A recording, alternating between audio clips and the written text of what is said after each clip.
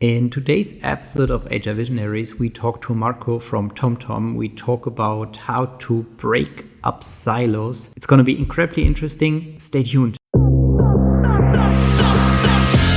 Welcome to HR Visionaries, where we unlock the secrets of modern HR. I'm Benjamin, your host. Join us as we shed light on today's HR universe with HR leaders and innovators from across the globe. Whether you're an HR pro, a business leader, or just curious about the future of work, this is your shortcut to the forefront of HR innovation. Brought to you by Hire, the AI talent attraction platform. Welcome to the latest episode of HR Visionaries. I'm very much looking forward to my guest today, Marco. It's great to have you. Thank you, Benjamin. Actually, quite exciting to be here. Marco, can you tell us a bit about yourself? Who are you? Well, my name is Marco Burelli. Sounds strange to me to pronounce it with Italian accent. I always switch between accents between Italian and English. I'm Italian indeed, and I live in the Netherlands. I work as a head of HR strategy in TomTom. It's a fancy name. I'm happy to explain what it is, but it's quite a cool job. I moved here around in the Netherlands many years ago, 9 years ago, but in TomTom and in Amsterdam 4 years now. Okay, tell me about what does head of HR strategy mean? Well, to be honest, I should tell you a longer story. I prefer to go with a longer route because it makes sense. Otherwise, the context, without the context, it's hard to understand. So some time ago, I'm talking about a year and a half ago, HR here in TomTom. I joined TomTom around four and a half years ago, and around a year ago, a bit more. We were a bit in a pickle. So, long story short, we were trying to achieve something that our organizational structure was not allowing us to do. We had a very common structure that you can find in many HR organizations with very separate and independent center of excellence or HR domains, teams, and so on, such as reward team. Yeah, those silos, very famous silos. I think it's a quite common thing you can find across company. And it has its benefits, right? Because it allows for HR organizations to develop very deep expertise in domains that are very relevant. But at a certain point in time, and here I come into this conversation, I joined, I was already in HR within one of these domains, but at a certain point, I started working as portfolio manager in HR. And the main goal of the portfolio manager was to try to centralize these efforts and try to understand what is the overall picture, what is going on in HR, and try to come up with one unique way to direct our efforts instead of having 10 different roadmaps.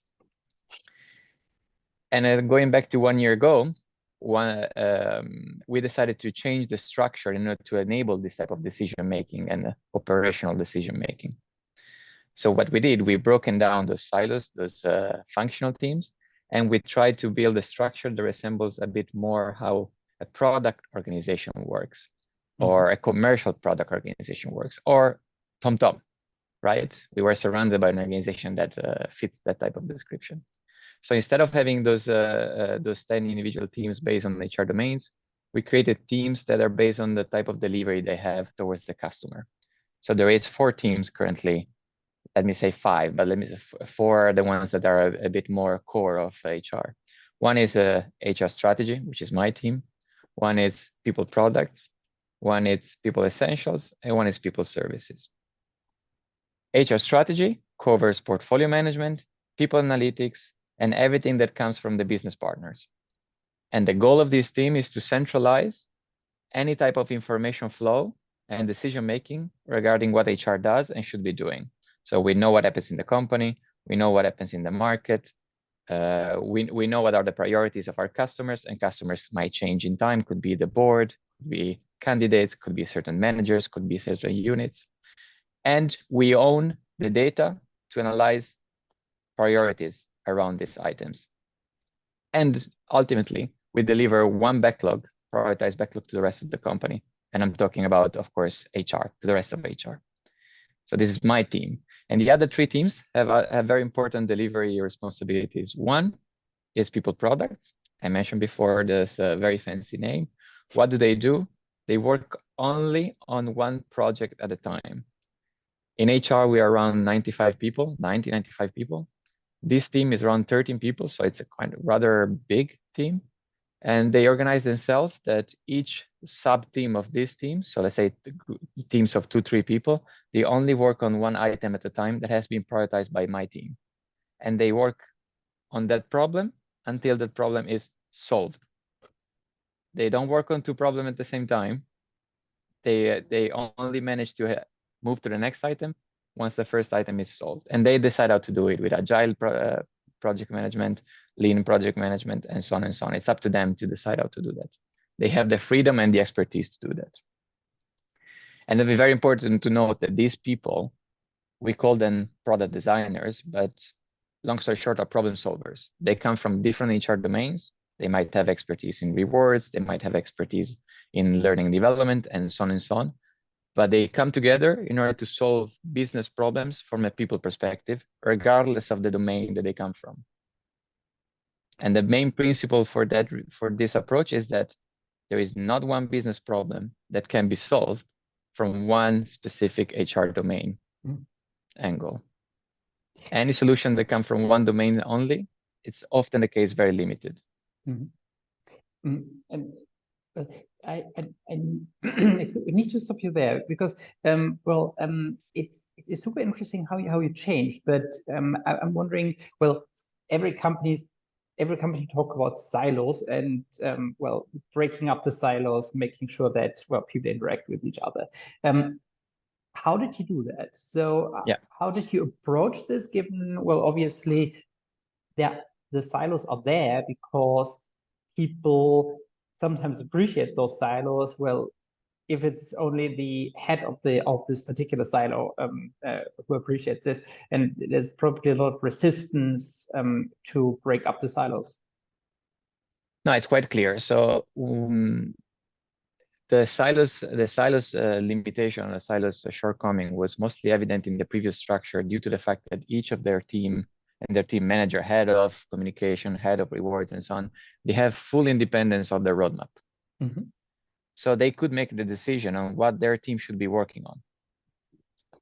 And it was a reward-driven decision, a communication-driven decision, and so on and so on. This was amplifying the silos effect. In our current structure, that decision-making happens on a centralized manner. It's one decision-making for the full people team. That's the first principle. So we centralize the decision-making. And the second one is that any output that the people team has towards the company, the ownership of that output, it's almost never matching to one specific team. I'm giving you an example. If we are releasing a new onboarding experience, the onboarding experience, we will treat that as a product, and its features will be owned by different people from different teams, meaning that I can be part of people products, I can be part of essentials, I can be part of people services. It does not matter where I'm sitting in which team. I am contributing to a feature of the product onboarding, and that requires me to collaborate with people from other teams for the success of the product onboarding. It does not matter which team I belong to. And this approach of which I call it as simple as it is, product management, we apply to all the offering that our team is currently providing to the company. I'm wondering, when you talk about centralized decision making, ownership of the output, how it's organized, it sounds a bit like in silos. Are you quicker, or is it now a quicker or an organization that makes decision at a faster pace? So what you actually managed to hit the target there. The reason why we wanted to centralize the decision making even back then was the ability to make, first of all, comprehensive decisions, so that something that applies company-wide and not just small units here and there, but also to be faster.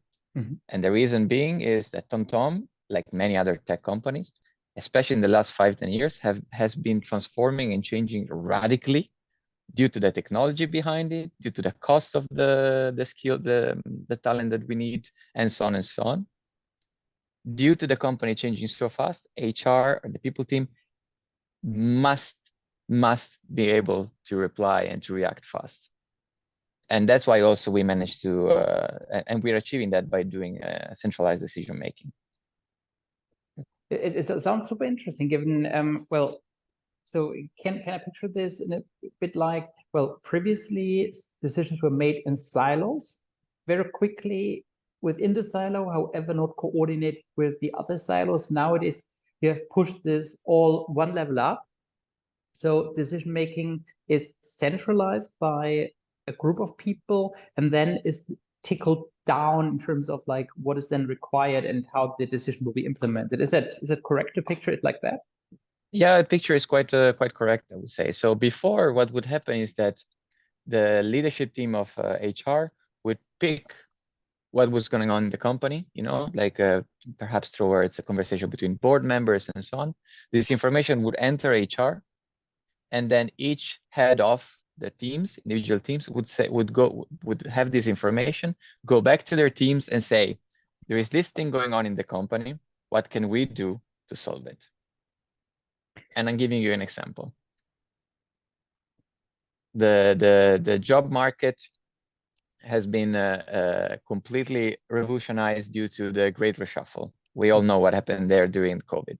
It was really hard to compete for talent. Talent was moving way faster. And especially in our situation, in the tech market and in the Netherlands, we had players that were putting more money in the market. This is a problem. It's harder to hire. It's harder to find the right talent. Now tell me, if this problem comes into HR, what can the head of communication do? What can the head of L&D do? Yeah. And so on and so on. So this was the previous scenario. In the current scenario, this problem is provided, reaches me, head of people strategy. I try to gather as much information as possible to describe what is actually the problem, what are the HR domains that actually touches. And then it's quite easy because it's centralized decision making. I bring together the people that can solve the problem from the different angles immediately. So the day zero of the solution development, it's already including L&D, rewards, communication, etc., etc. And if you want to look a bit further in time, what we are trying to achieve, it does not stop there. You need to consider facilities, you need to consider IT, etc., etc. So this type of concept of cross-functional solutions, we are trying to embed them beyond HR, because eventually the employee experience is not only HR. Well, Marco, I totally hear you. However, I would love to talk a bit about the resistance again. So of course. Well, that for me, it sounds like the main obstacle to implement such a structure that, well, for us now sounds super logical, right? So, well, Yes. it's just described, okay, well, we're entering into a completely new era, entering into a completely new era of great reshuffle. It will be super hard for tech companies to hire. Holland being in particularly competitive, therefore, okay, your new system works perfectly well. However, one might also say, well, previously I took those decisions alone in my silo. Now I have to ask around, get many people on board, and I might be super convinced that my solution is, due to my long experience, is the right one. How do you get people on board there? Okay, so I'm hearing there are several layers to this question. So first of all, getting people on board with the transformation. And this does not happen overnight. Mm-hmm. So we have been interviewed by Josh Bursin and his entourage, and they wrote an article about what we did, because it fits perfectly their research that they have been doing in the past 2 years, which they call it systemic HR. And what do they describe there is for an people team to mature, it needs to go through levels of maturity. And this already gives you a heads up that you don't jump from they talk about 4 levels. You cannot jump from 1 level to the 4th. It does not work like that. And going back to our own scenario, we had been trying to implement certain principles with the previous organizational structure, such as we need to solve our complex total rewards package to compete in the market. let's try to temporarily pick people from teams and ask them to cross-functionally solve this problem. They still belong to different teams, but they, for now, 2 days a week, 3 days a week, for 4 months, they work on this. This was one of the many attempts for us to implement certain principles without changing the organizational structure. This approach of implementing principles, maintaining organizational structure, lasted 2 years, if not 3 years.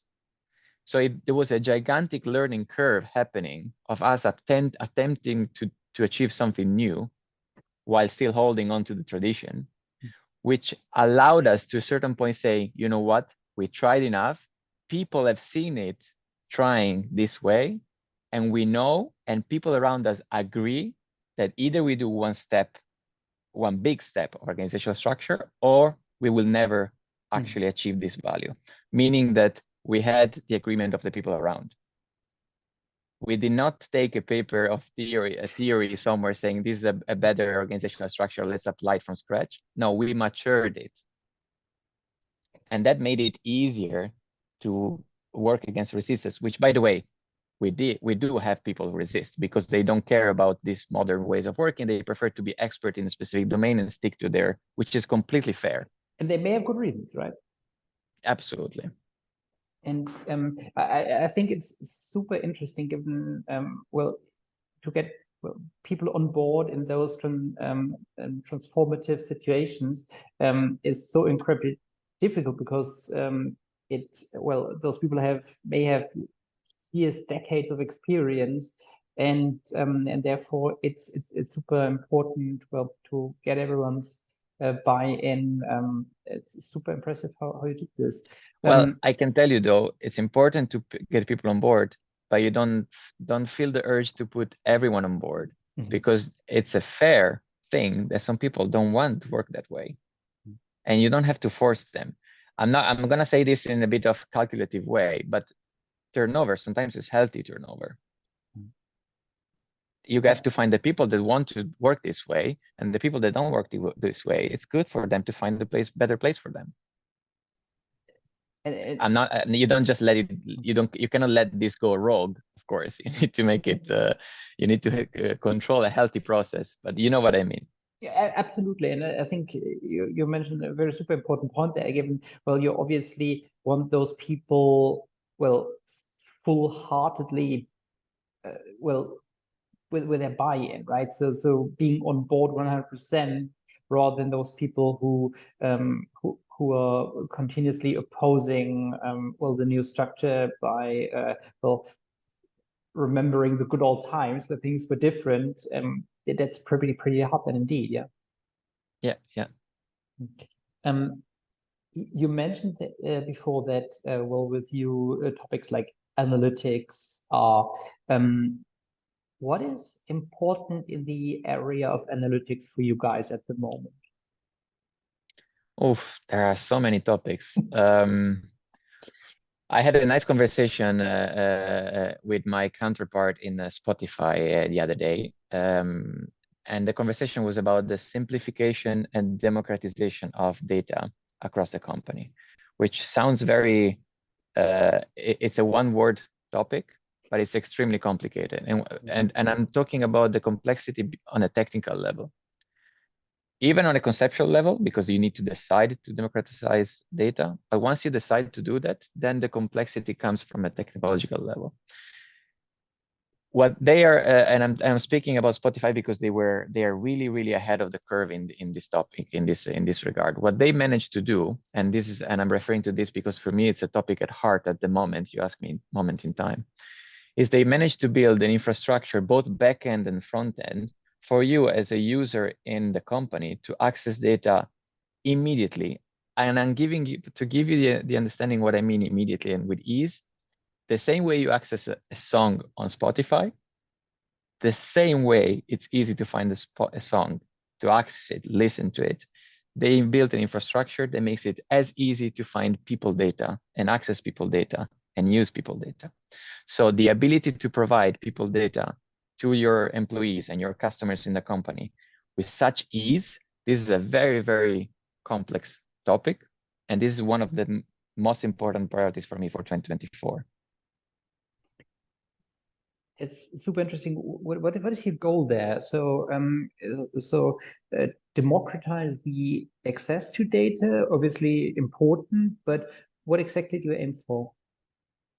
So when it comes to people data, you might refer to simple demographics, but such as how many people are in the company, where they're located, and so on and so on. But there is layers to data that you go into analysis, such as engagement related to tenure, related to seniority, related to role, time in role, and so on and so on. And this layered approach to data, which is necessary because you need to analyze, put data together, it's what makes it complex, especially in the moment you want to provide them to your customers. Mm-hmm. As we work today in TomTom, and I think it's a common situation in many of the companies in our segment, you have a gigantic database, and what you do, you use tools such as Power BI to create dashboards so that people find the information they need to find information. However, those dashboards are ad hoc answers to ad hoc questions. If you project that in time, at the moment, we have something like 80 dashboards. That makes the idea of finding information and putting them together hell. And trust me, we're talking about enormous amount of very valuable information, but the fact that it's hard to access makes it almost unusable for some people. So it's not just allow them to access, but also providing a way that it's easy for them to access. You, well, as head of HR strategy, you're probably looking also a bit ahead. So what do you think will HR look like in the next few years? Well, we have a vision, which I kind of hinted earlier before, which is the idea of moving beyond the people team or HR team and calling it employee experience team.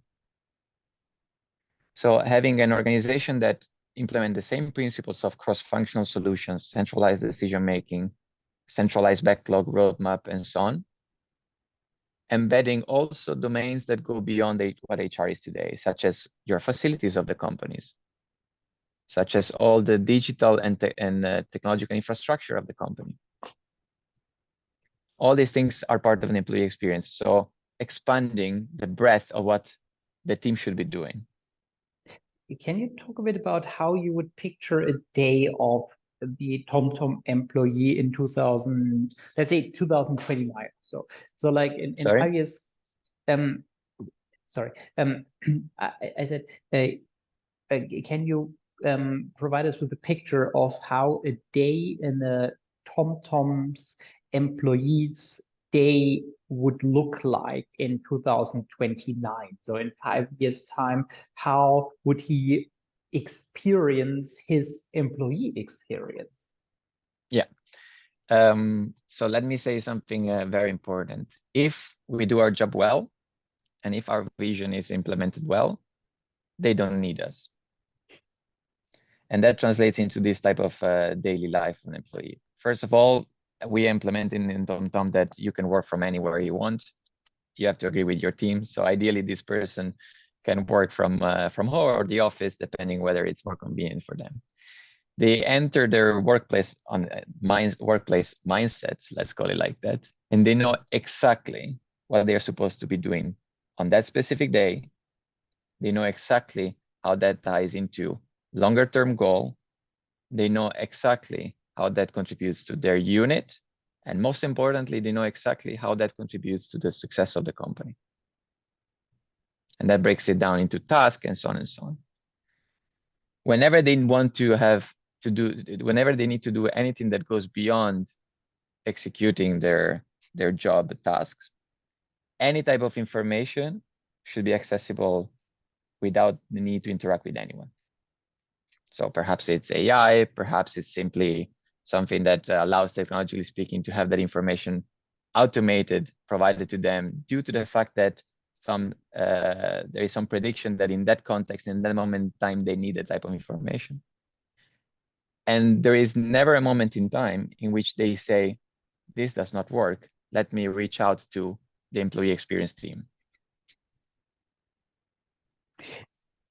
Marco, I love that. It's super cool what you mentioned. I can picture a future where employees can focus on their job and not everything that happens left, right, and center, but just focus on what I'm here for, what I'm paid for, and can I focus on this indeed.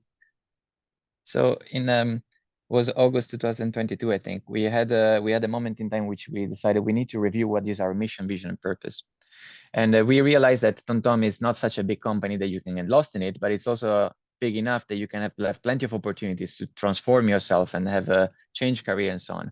So we realized that, and because we saw examples of that happening in time, so we realized that TomTom is the perfect example for people that really want to seek an impact, to find that impact. In that context, if that's our vision, TomTom is a place for impact seekers to actually thrive. What is the people team's role?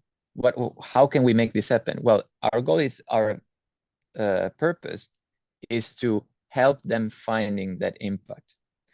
And in practice, our mission, what is the best action that we can take for them to find that impact is not to make an amazing and fun people experience, it's to make an easy people experience. They need to focus on learning, working, connecting. They don't need to have an amazing, flowerful, and colorful experience. And this is our mission, make it easy to have impact. Amazing. Marco, thank you so much for your time. It was amazing talking to you. It was super visionary indeed. And was just great. Thank you so much. Absolutely a pleasure. I would talk for hours about this stuff. Indeed. It's a shame we only have half an hour, so we definitely have to go for second podcast. Indeed, it's amazing listening to you and amazing what you guys have achieved. Good. Thank you very much. I really enjoyed the conversation. And thanks all of you guys for listening in, and see you next time.